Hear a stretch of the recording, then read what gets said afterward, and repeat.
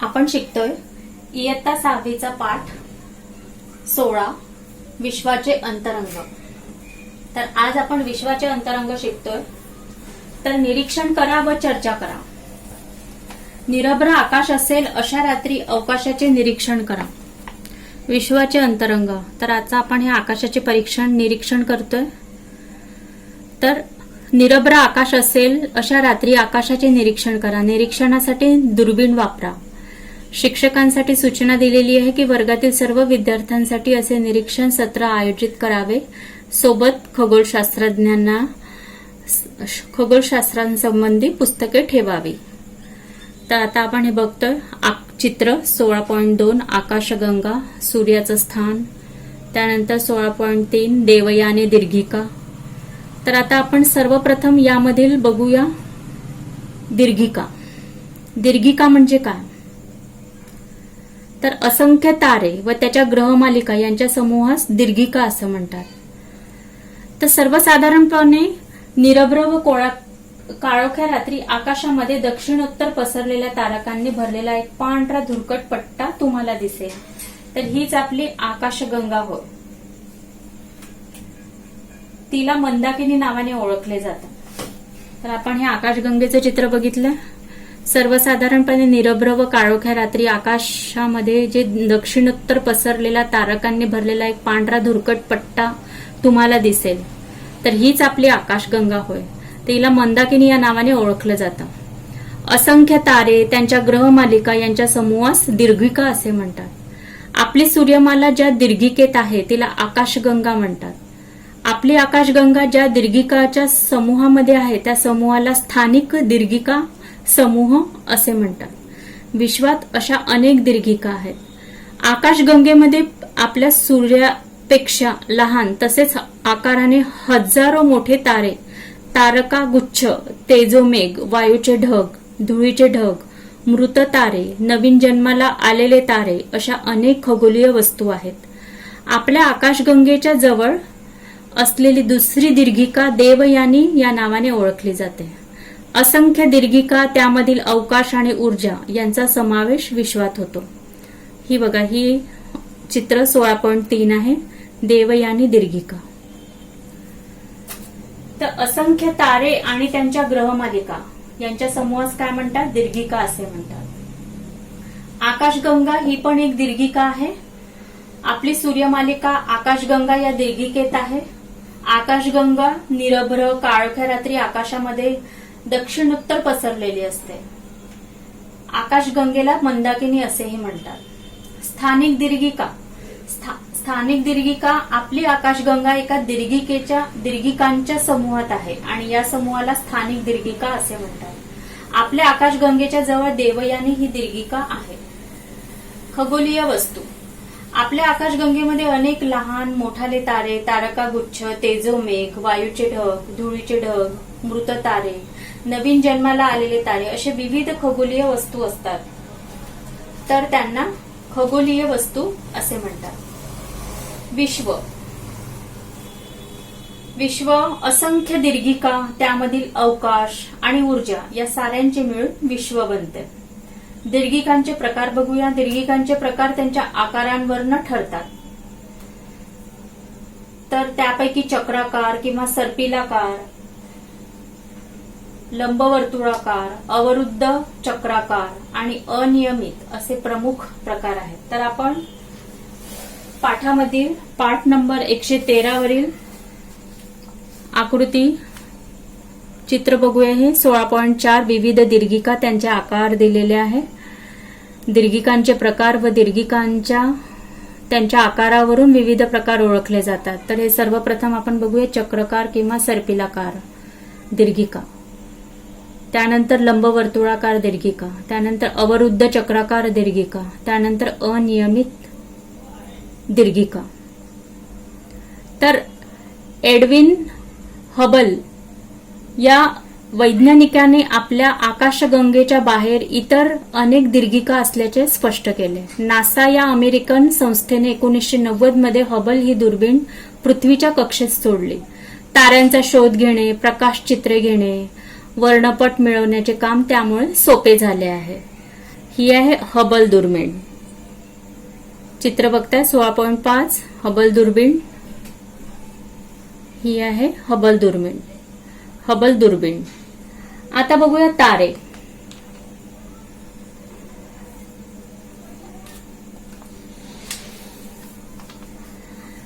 .6 ही आकृती बघतोय आपण. तेजोमेघ. तर रात्रीच्या निरभ्र आकाशात लुकलुकणारे हजारो तारे आपल्या आकाशगंगेचेच घटक आहेत. आपल्याला दिसणाऱ्या ताऱ्यांपैकी काही तारे तेजस्वी असतात तर काही तारे अंधुक असतात. निळे, पांढरे, पिवळे, तांबूस असे विविध रंगाचे तारे आकाशात पाहायला मिळतात.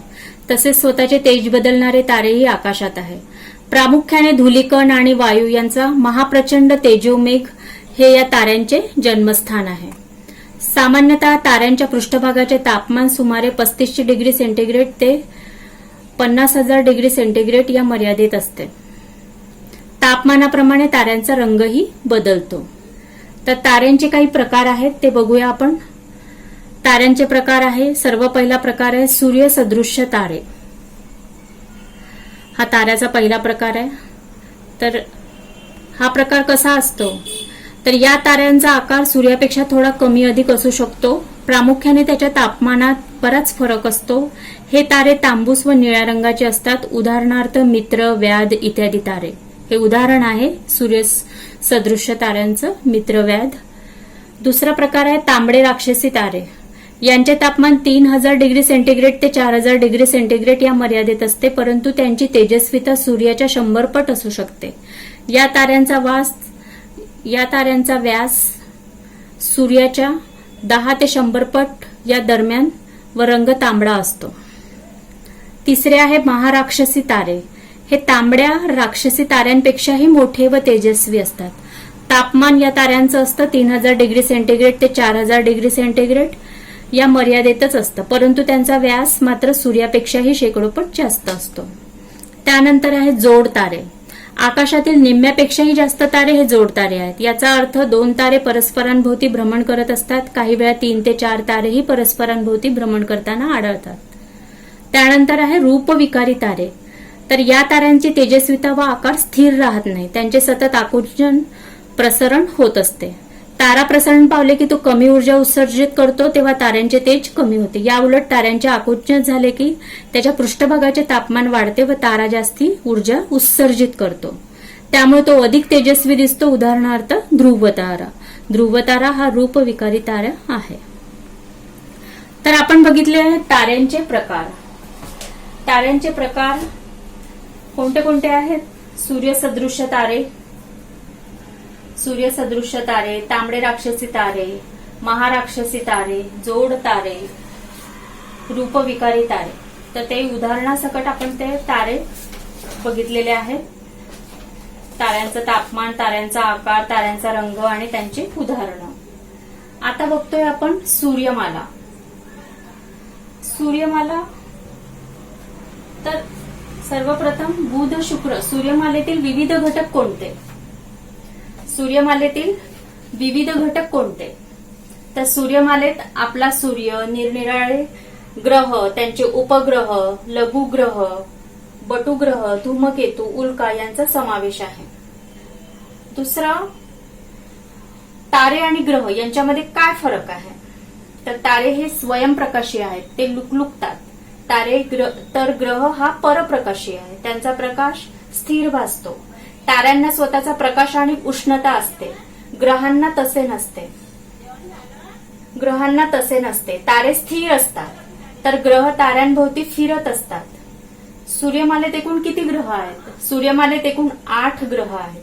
मंगळ आणि गुरु ग्रहांच्या दरम्यान काय आहे? तर मंगळ आणि गुरु ग्रहांच्या दरम्यान अनेक लघु ग्रह आहेत, त्यांचा पट्टा असल्यासारखे वाटते.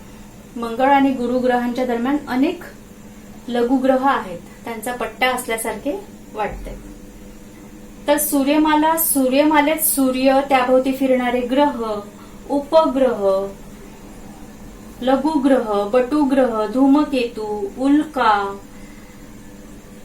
इत्यादी खगोलीय वस्तूंचा समावेश असतो.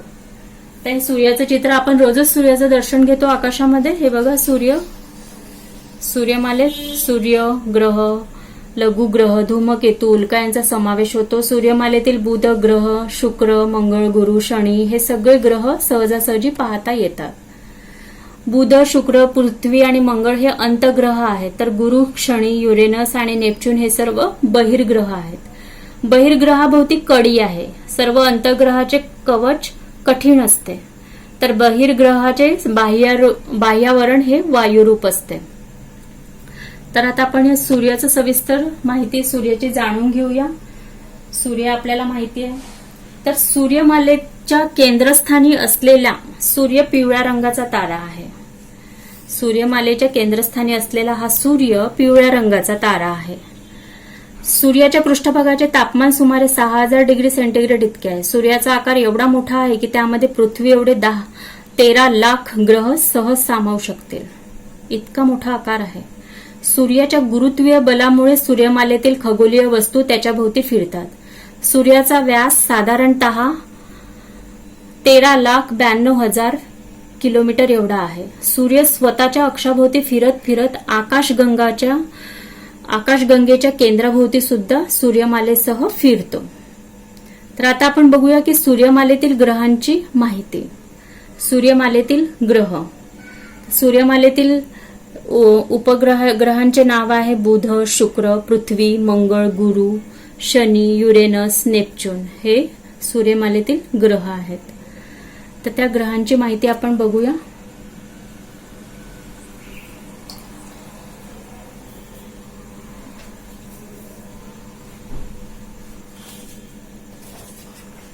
तर सूर्यमालेमध्ये 8 ग्रह आहेत. तर सूर्यमालेतील सर्वात जवळचा पहिला ग्रह आहे बुध. तर आता आपण बुधची माहिती घेऊया. हे बघा बुध. सूर्यमालेतील सर्वात जवळचा ग्रह आहे बुध. तर सूर्याच्या सर्वात जवळचा ग्रह बुध सूर्यापासून दूर असताना पृथ्वीवरून फक्त सकाळी आणि संध्याकाळी दिसतो. या ग्रहावरती उल्कापातामुळे निर्माण झालेले ज्वालामुखीच्या मुखासारखे दिसणारे खड्डे पाहायला मिळतात. हा सर्वात वेगवान ग्रह आहे. त्यानंतर दुसरा ग्रह आहे शुक्र. सूर्यमालेतील तेजस्वी ग्रह आहे. हा शुक्र तेजस्वी ग्रह आहे. सामान्यतः सूर्योदयाच्या आधी पूर्व दिशेस व सूर्यास्तानंतर पश्चिम दिशेस पाहावयास मिळतो. शुक्र स्वतःभोवती पूर्वेकडून पश्चिमेकडे फिरतो. शुक्र हा सर्वात तप्त ग्रह आहे. त्यानंतरचा तिसरा ग्रह आहे पृथ्वी. सूर्यमालेतील तिसरा ग्रह पृथ्वी आहे. पृथ्वीशिवाय इतर कुठल्याही ग्रहावर जीवसृष्टी नाही. पृथ्वी स्वतः चुंबक असल्याने पृथ्वीभोवती चुंबकीय क्षेत्र आहे. या चुंबकीय क्षेत्रामुळे सूर्यापासून येणारे हानिकारक किरण सूर्यापासून येणारे हानिकारक किरण पृथ्वीच्या ध्रुवीय क्षेत्राकडे वळतात. मंगळ हा सूर्यमालेतील चौथा ग्रह आहे. हा मंगळ असा दिसतो, लाल तप्त. मंगळावरील मातीत लोह असल्याने त्यांचा रंग लालसर दिसतो, म्हणून त्याला लाल ग्रह असे म्हणतात. मंगळ ग्रहावर सूर्यमालेतील सर्वात उंच व लांब पर्वत ऑलिम्पस मॉन्स हा आहे. त्यानंतरचा ग्रह आहे गुरु. सूर्यमालेतील सर्वात मोठा ग्रह म्हणजेच गुरु. हा गुरु ग्रह आहे. गुरुमध्ये सुमारे 1397 पृथ्वी गोल सहज मावतील इतका हा मोठा आहे. गुरु ग्रह आकाराने प्रचंड असून सुद्धा स्वतःभोवती फार वेगाने फिरतो. गुरु ग्रहावर सतत प्रचंड वादळ होत असल्याने त्यास वादळी ग्रह असे म्हणतात. त्यानंतरचा ग्रह आहे शनी. सूर्यमालेतील 6वा ग्रह व गुरु ग्रहानंतर सर्वात मोठा ग्रह आहे शनी. हा एक वैशिष्ट्यपूर्ण ग्रह आहे कारण त्याच्या भोवती कडी आहे. शनीभोवती आपण ही कडी बघतोय. त्याचे वस्तुमान पृथ्वीच्या 95 पट असतानाही त्याची घनता खूप कमी आहे. समजा एका मोठ्या समुद्रामध्ये जर शनिग्रह टाकला तर तो चक्क तरंगू शकेल. त्यानंतर आहे युरेनस. सूर्यमालेतील हा 7वा ग्रह आहे. या ग्रहाला दुर्बिणीशिवाय पाहता येत नाही. युरेनसला दुर्बिणीशिवाय पाहता येत नाही. युरेनस ग्रहाचा आस खूप कललेला असल्याने तो घरंगळ चालल्यासारखा दिसतो. त्यानंतर सूर्यमालेतील 8वा ग्रह आहे नेपच्यून.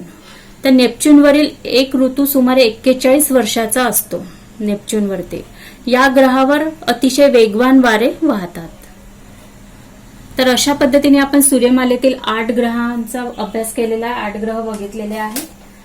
तर आता आपण बघतोय उपग्रह.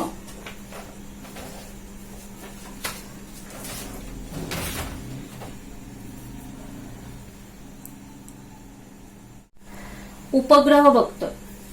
तर हा चंद्र आहे. चंद्र आपण रोज आकाशात, दिवसा आपण सूर्य बघतो सूर्य मावळेपर्यंत, आणि रात्री चंद्र बघतो, चंद्राचं दर्शन घेतो. तर सूर्याभोवती उपग्रह बघत आहे आपण आता. तर सूर्याभोवती स्वतंत्रपणे न फिरता विशिष्ट ग्रहांभोवती फिरणाऱ्या खगोलीय वस्तूंना उपग्रह म्हणतात. सूर्याभोवती स्वतंत्रपणे न फिरता विशिष्ट ग्रहाभोवती फिरणाऱ्या खगोलीय वस्तूंना उपग्रह म्हणतात. तर ग्रहांसारखे उपग्रह सुद्धा स्वतःच्या अक्षावर स्वतःभोवती फिरतात. चंद्र हा पृथ्वीचा उपग्रह आहे. त्याच्यावर वातावरण नाही, या चंद्रावर वातावरण नाही आहे. बुध आणि शुक्र यांच्याशिवाय इतर सर्व ग्रहांना उपग्रह आहेत. चंद्राचा भ्रमणकाळ आणि परिवलन काळ 27.3 दिवस आहे. आता बघतोय आपण लघुग्रह.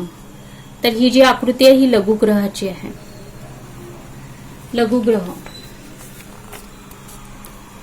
तर सूर्यमालेतील ग्रहाच्या निर्मितीच्या वेळेस हा ग्रह बनण्यास निष्फळ ठरलेल्या लहान लहान खडकांना लघुग्रह असे म्हणतात. मंगळ आणि गुरु या ग्रहांच्या दरम्यान खगोलीय वस्तूंचा पट्टा निर्माण झाला आहे. सर्व लघुग्रह सूर्याभोवती परिभ्रमण करतात. त्यानंतर आहे प्लुटो. हा प्लुटो आपण बघत आहात. हा प्लुटो, याला बटुग्रह असे म्हणतात. तर सूर्याभोवती प्रदक्षिणा घालणारी लहान आकाराची खगोलीय वस्तू म्हणजेच बटुग्रह. प्लुटो सारख्या खगोलीय वस्तूंचा बटुग्रहात समावेश होतो. प्लुटोला सूर्याभोवती फेरी मारण्यास 248 वर्ष लागतात, तर परिवलनास 6.38 दिवस लागतात. तर ही माहिती मिळवायची या वेळच्यासाठी आपल्याला, की सूर्यमालेतील विविध लघुग्रह बटुग्रहांविषयी माहिती मिळवा आणि वर्गात त्याची चर्चा करा. तर आपल्याला चंद्राची एकच बाजू का दिसते? कोणत्या ग्रहाचा दिवस 1 वर्षापेक्षा मोठा असतो? तर आपल्याला चंद्राची एकच बाजू का बरं दिसते? तर चंद्र स्वतःच्या आसाभोवती ज्या वेगाने फिरतो त्याच वेगाने पृथ्वीच्या भोवती परिभ्रमण करतो. चंद्रावर सूर्याचा परावर्तित प्रकाश पडतो, त्यामुळे आपल्याला चंद्राची एकच बाजू दिसते. कोणता ग्रहाचा दिवस 1 वर्षापेक्षा मोठा असतो? तर शुक्र ग्रहावरचा दिवस 243 पृथ्वीच्या दिवसांइतकाच, म्हणजेच 5832 तासांचा असतो. त्याचा सूर्याभोवती परिभ्रमणाचा काल 225 दिवस असतो. सांगा पाहू, तुम्ही कधी सायंकाळी किंवा पहाटे लांब शेपटी असणारी मोठी खगोलीय वस्तू पाहिली आहे का? तिला काय म्हणतात? तर लांब शेपटीच्या खगोलीय वस्तूला धूमकेतू म्हणतात. आम्ही धूमकेतू पाहिला नाही, परंतु 1986 साली हॅलेचा धूमकेतू भारतातून आकाशात दिसला होता असे ऐकले आहे. तर आता आपण सर्वप्रथम धूमकेतूविषयी बघूया. धूमकेतूचं चित्र बघूया आपण. हॅलेचा धूमकेतू. तर पाठातील पेज नंबर 117 यावर हा हॅलेचा धूमकेतू दाखवलेला आहे. हे बघा, धूमकेतू हा असा असतो, लांब शेपटी असलेला. तर आता आपण या धूमकेतूविषयी माहिती घेऊया.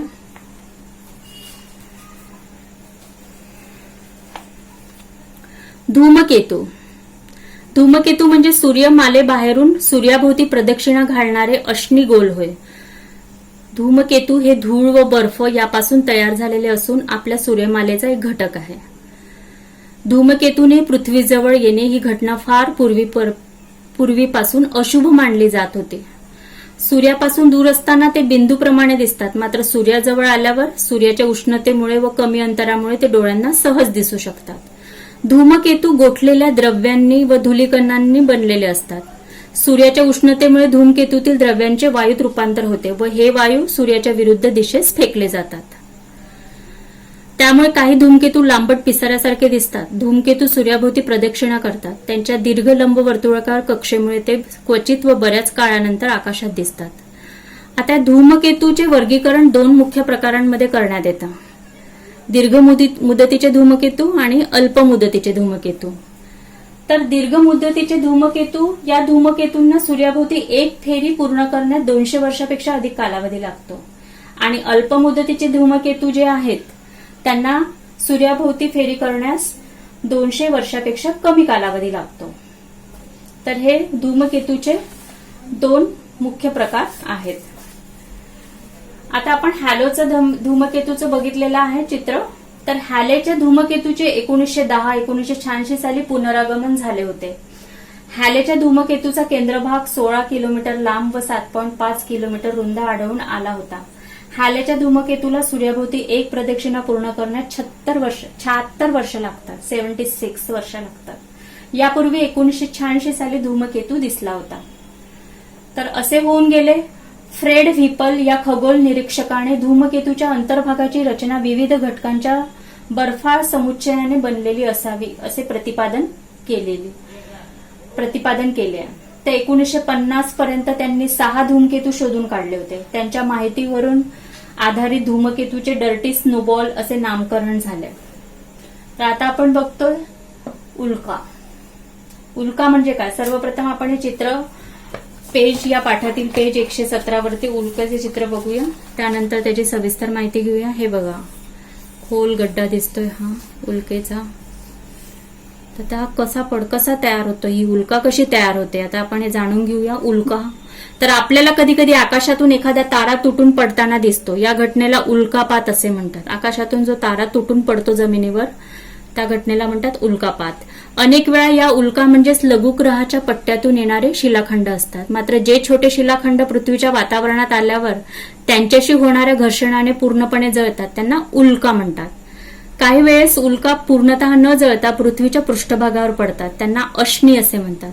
महाराष्ट्रातील लोणार सरोवर अशाच अश्नी आघाताने तयार झाले आहे.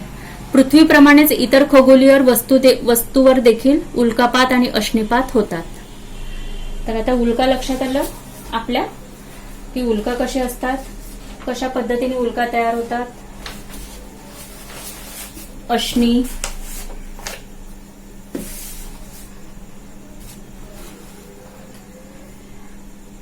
छोटे शिलाखंड पृथ्वीच्या वातावरणात शिरताना उष्णतेने पूर्ण जळून जातात त्यांना उल्का म्हणतात. आणि अश्नी ज्यावेळी शिलाखंड न जळता पृथ्वीच्या पृष्ठभागावर कोसळतात तेव्हा त्यांना अश्नी म्हणतात. महाराष्ट्रातील बुलढाणा जिल्ह्यातील लोणार सरोवर हे अश्नी आघाताने तयार झाले आहे.